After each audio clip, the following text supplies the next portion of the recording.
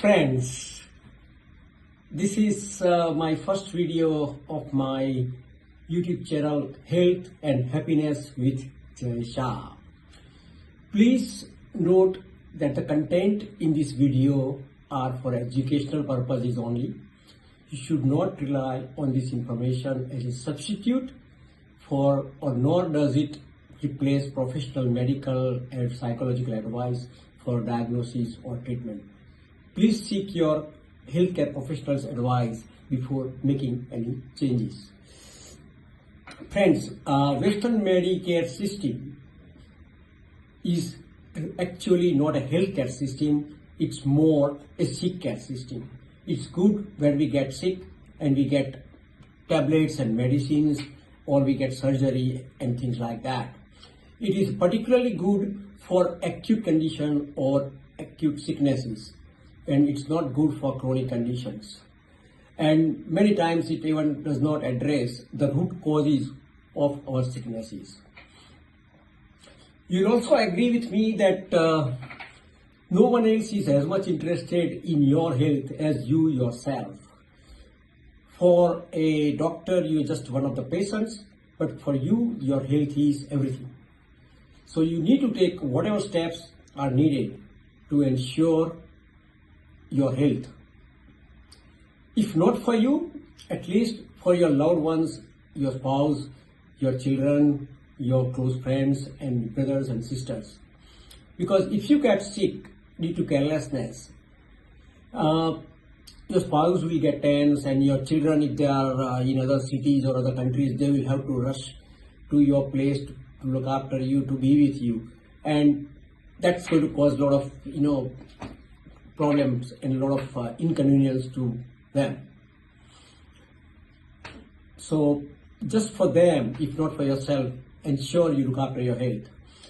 Now, every human being on the earth wants to be happy and wants to avoid difficulties, problems, sadness.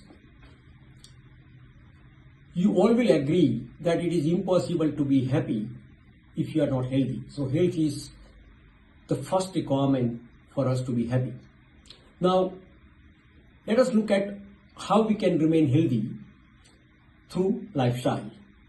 So there are 5 lifestyle pillars for staying healthy. The first is diet. So what goes in our body through our mouth is very critical for our health. Are we eating for our body and other organs, or eating for our taste buds? Like when we get a car with a recommendation to use a premium grade fuel, we make sure even by mistake we don't fill our tank with non-premium grade fuel. So we are so much concerned about putting a right fuel in our car, which in fact you can replace, you can buy a new one.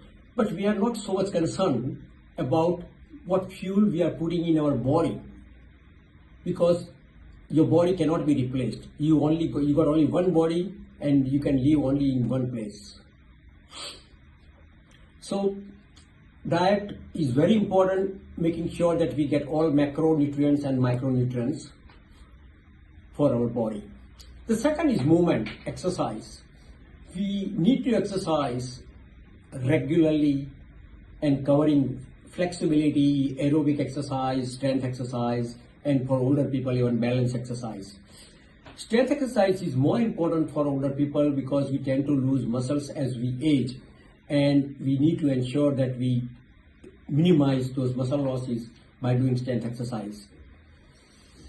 The third one is sleep. Sleep is fairly underrated in our society. 7 to 8 hours of good quality sleep is very important for many useful processes that need to occur in our brain and body at night. In fact, recent study has found lack of sleep is second only to smoking in terms of adverse impact on our life span or our longevity. We need to ensure good quality sleep that includes non-REM, stage 3 or deep sleep, as well as a REM sleep. The fourth is stress management, breathing, meditation. It is Stress causes tremendous negative impact on our body, including causing inflammation.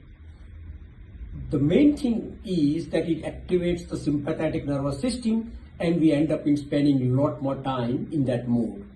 Ideally, we need to spend most time in parasympathetic nervous system, or they call it rest and digest system, where all our body's physiological processes, including digestion, healing, immune system, work most efficiently. So it is important for each one of us to figure out how do we manage our stress, how do we reduce our stress, what works for us best. And friends, the last one is equally important, and that is social connection. Good family, friends, network is important for good stress-free life. I remember an 80-year-old long study which they started 80 plus years ago at Harvard University. So they followed those graduates who graduated almost 80 years ago throughout their life to see how and what, who have been more happier and successful and all that thing. And they found one of the key components for those people who were happy and healthy was the good social connections. So good social connections is very important for a healthy and happy life. That's it for today, friends. We'll catch up for the second time. Thanks, bye.